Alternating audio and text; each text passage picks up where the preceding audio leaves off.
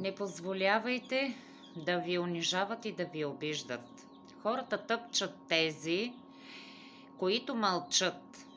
Ако един път те обидят и ти замълчиш и не отговориш, хората си мислят, че сте им дали зелена светлина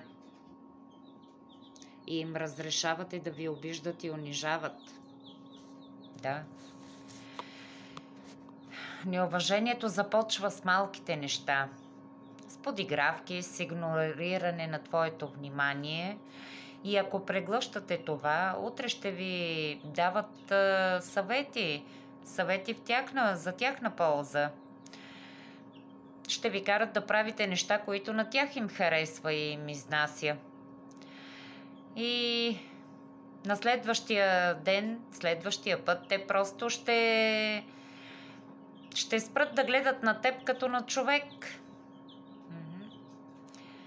Колкото повече позволявате, толкова повече ще ви използват. Хората уважават тези, които умеят да пазят границите си, а не тези, които се страхуват да обиждат и търпят. Някои хора си мислят, че е по-добре да замълчат, само и само да има мир. Но какъв е този мир, ако в себе си усещаш унижение и болка?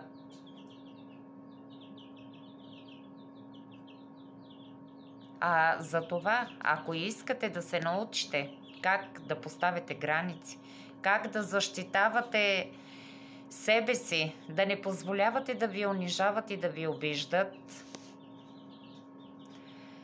аз съм холистичен психолог, консултант. Можете да се свържете с мен. Благодаря.